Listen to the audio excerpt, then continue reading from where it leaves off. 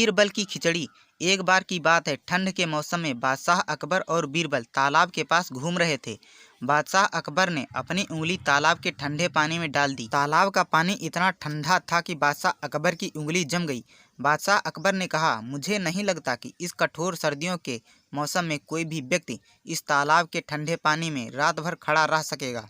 बीरबल ने कहा, आदमी पैसे के लिए किसी भी चुनौती को पूरा कर सकता है। बादशाह अकबर ने एक घोषणा की, यदि कोई व्यक्ति पूरी रात तालाब के ठंडे पानी के नीचे खड़ा रह सकता है तो उसे 1000 सोने का सिक्का से पुरस्कृत किया जाएगा। कई लोगों ने कोशिश की, लेकिन बहुत मुश्किल था इस चुनौती को पार करना।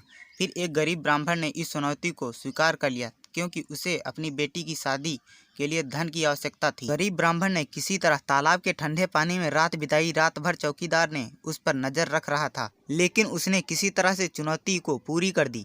जब सुबह बादशाह अकबर से गरीब ब्राह्मण ने अपना इनाम मांगा। बादशाह अकबर ने अचरज से पूछा, इतनी ठंडी रात में आप पानी के बीच कैसे खड़े हो सकते हो? गरीब ब्राह्मण ने कहा, मैं आपके किले के जलते हुए दीपक को देखा और सोचता रहा कि दीपक मेरे साथ है। इस तरह आग की लौ ने मुझे ठंड से बचाया और रात बीत गई। यह बात सुनकर बादशाह अकबर ने तुरंत इनाम देने से इनकार कर दिया।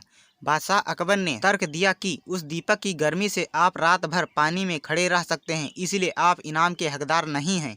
बेचारा गरीब ब्राह्मण उदास मन से रोता हुआ दरबार से बाहर चला गया। जब बीरबल ने यह देखा तो उसे बहुत बुरा लगा, क्योंकि वह जानता था कि यह अन्याय गरीब ब्राह्मण के साथ किया गया था। उसने गरीब ब्राह्मण के साथ अधिकार प्राप्त करने का निर्णय लिया।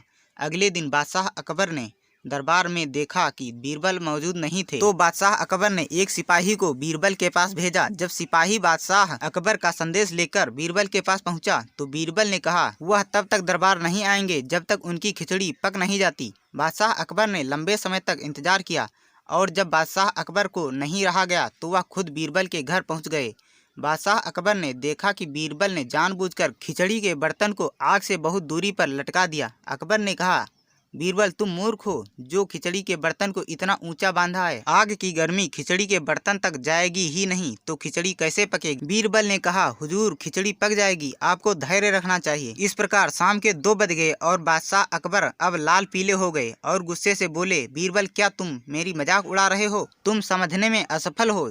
गर्मी जब तक खिचड़ी के बर्तन के पास नहीं पहुंचेगी, खिचड़ी नहीं पकेगी। तब बीरबल ने कहा, हुजूर, यदि इतनी दूर से खिचड़ी नहीं पक सकती तो उस किले के खिड़की पर जलने वाले दीपक से उस गरीब ब्राह्मण को गर्मी और ऊर्जा कैसे मिलेगी? यह सुनकर बादशाह अकबर को तुरंत अपनी गलती का एहसास होता है। अगले दिन वह गरीब ब्राह्मण को बुलाते हैं और उसे 1000 सोना का सिक्का देते हैं। दरबार में बीरबल के गलत निर्णय को सही करने के तरीके की प्रशंसा करते हैं। कहानी से हमें सीख मिलती है, हमें कभी किसी के साथ अन्याय नहीं करना चाहिए। दोस्तों, वीडियो पसंद आए तो लाइक करना, चैनल पर नए हैं तो सब्सक्राइब जरूर करना।